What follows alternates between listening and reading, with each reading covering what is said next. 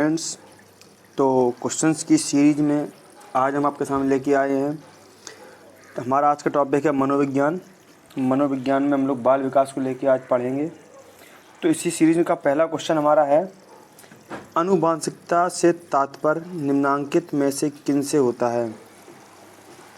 शुक्राणु तथा अंडाणु, गुणसूत्र तथा जीन्स, सूत्रीय विभाजन एवं अर्धसूत्रण, डीएनए तथा आरएनए।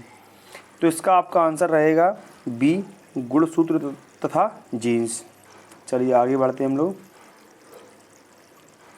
निम्नलिखित में कौन सी अवधि यौवनारंभ एज ऑफ प्यूबर्टी कहलाती है?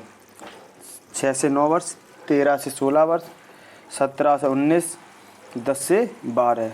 तो यहाँ पे आपका आंसर रहेगा 13 से 16 वर्ष। इसको हम लोग बोलते हैं यौवनारंभ, यौवन का आरंभ। चलिए आगे बढ़ते हैं हम लोग।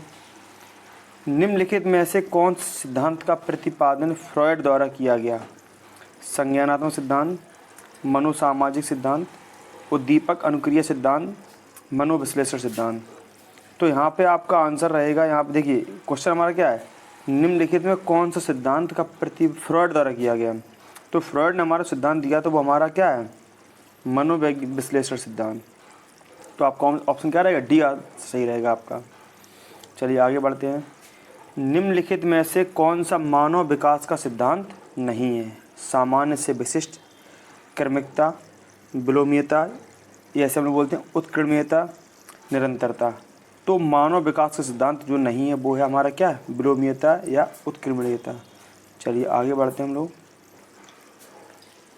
निम्न में से मनोसामाजिक सिद्धांत का प्रतिपादन किसके द्वारा किया गया? Sigmund Freud, Erik Erikson, EB. Hurlock, इनमें से कोई नहीं। तो आपका यहाँ पे आंसर रहेगा एरिक एरिक्सन। चलिए आगे बढ़ते हैं हम लोग। ब्रिजेस के अनुसार उत्तेजना भाग है संवेगात्मक विकास का, सामाजिक विकास का, मानसिक विकास का, शारीरिक विकास का। तो ब्रिजेस के अनुसार जो आपका है वो है संवेगात्मक विकास का है। चलिए आगे बढ़ते हैं। निम्नलिखित में से कौन सा सिद्धांत विकास से संबंधित नहीं है? विकास संबंधित नहीं है। तो पहला आपका ऑप्शन है, विकास एक सतत प्रक्रिया है, विकास अंतः क्रिया का परिणाम है, विकास के विभिन्न पक्ष एक दूसरे पर निर्भर नहीं करते, विकास सामान्य से विशिष्ट की ओर अग्रसर होता है। तो यहाँ पे आपका आंसर रहेगा विकास, देखिए संबंधित नहीं, नेगेटिव पूछा ना, विकास के विभिन्न पक्ष एक दूसरे पर निर्भर नहीं करते, ये आपका आंसर रहेगा। चलिए आगे बढ़ते हैं हम लोग। एरिक्सन के अनुसार बच्चों का मनोसामाजिक विकास 8 चरणों में होता है। तो अंतर्गता बनाम अलगाव, नेतृत्व बनाम अपराध, परिश्रम बनाम हीनता, शर्मिंदगी बनाम संदेह से मुकाबले की स्वायत्तता। देखिए आपका आंसर यहाँ पे क्या रहेगा, देखिए जो आपका आंसर रहेगा वो रहेगा परिश्रम बनाम हीनता। क्या आंसर रहेगा आपका, परिश्रम बनाम हीनता। नेक्स्ट आपका है, पारिस्थितिकीय सिद्धांत के अनुसार मूल्य किस तंत्र में आते हैं? माइक्रो सिस्टम, मैक्रो सिस्टम, एक्सो सिस्टम, मेजो सिस्टम। तो यहाँ पे आपका आंसर रहेगा मैक्रो सिस्टम। 9 में का बी आपका आंसर होगा।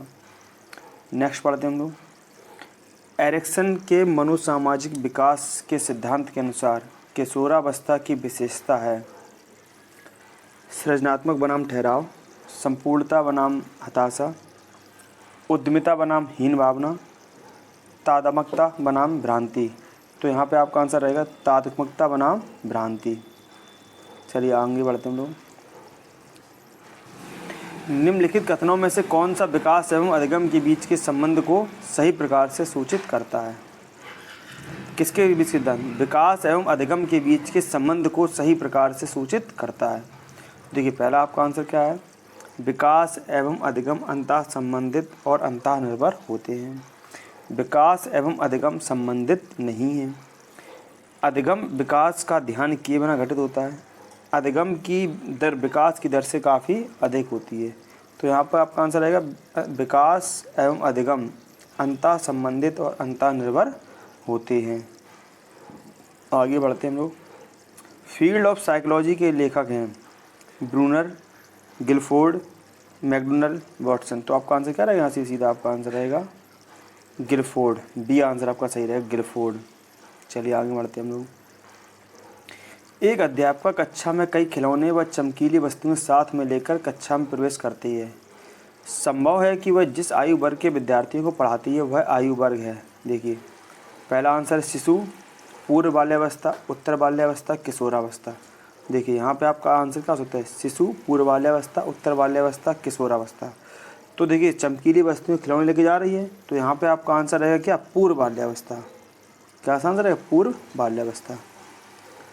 प्रगतिशील कक्षा में बच्चों को किस प्रकार से देखा जाता है, खाली स्लेटों के रूप में, छोटे वयस्कों के रूप में, निष्क्रिय अनुकारकों के रूप में, सक्रिय अन्वेषकों के रूप में। देखिए यहाँ पे आपका आंसर रहेगा सक्रिय अन्वेषकों के रूप में। जो खाली प्रगतिशील कक्षा में बच्चों किस बार देखा जाता है, सक्रिय अन्वेषकों के रूप में देखा जाता है। श्रेष्ठा हर समय अपनी साज सज्जा पेटिका को लेकर कांच के सामने खड़ी रहती है। उसके जिस अवस्था में होने की संभावना है वह क्या है। देखिए एक श्रेष्ठा कोई लड़की का नाम है यहाँ पे। वो हर समय क्या रहती है, मेकअप के बॉक्स लेके अपना सामने शीशे सामने खड़े होकर अपना करती रहती है। तो वो किस अवस्था में होगी, तो उसका आंसर रहेगा क्या, उत्तर किशोरावस्था में रहेगी। चलिए आगे बढ़ते हम लोग। लेव वाइगोत्स्की के अनुसार अधिगम, देखिए लेव वाइगोत्स्की के अनुसार अधिगम क्या हमारे पास है, एक अनुबंधित गतिविधि है, एक सामाजिक गतिविधि है, एक व्यक्तिगत गतिविधि है, एक निष्क्रिय गतिविधि है। तो यहाँ पे आपका आंसर है 16 का बी, एक सामाजिक गतिविधि है। आगे बढ़ते हैं। कार्ल सी गैरिसन ने किस विधि का अध्ययन किया, प्रयोगात्मक, सांख्यिकी, लंबात्मक विधि, क्षैतिजीय विधि। तो देखिए यहाँ पे आपका आंसर रहेगा लंबात्मक विधि आंसर रहेगा आपका। चलिए आगे बढ़ते हैं। फ्रॉयड के मनोलैंगिक विकास की कितनी अवस्थाएं बताएं, 7, 5, 6 और 2। तो यहाँ पे आपका आंसर क्या है, फ्रॉयड के अनुसार कितनी थी हमारे पास, 5 थी आपका आंसर, 18 का बी रहेगा आंसर आपका। चलिए आगे बढ़ते हैं हम लोग। वह अवधि जो वयस्कता के संक्रमण की पहल करती है उसे क्या कहते हैं, वह अवधि जो वयस्कता के संक्रमण की पहल करती है, बाल्यावस्था की समाप्ति, किशोरावस्था, मध्य बाल्यावस्था, पूर्व क्रियात्मक अवधि। तो उसका क्या बोलेंगे, किशोरावस्था। जो वयस्कता के संक्रमण पहल करती है, मतलब जहाँ से वयस्कता स्टार्ट होती है और किशोरावस्था में ख़त्म होती है। चलिए आगे बढ़ते हम लोग। चलिए चाइल्डहुड एवं सोसाइटी के रचयिता हैं, तो Freud, Erikson, John Dewey, Watson. तो यहाँ पे आपका आंसर क्या रहेगा, वी, एरिक्सन।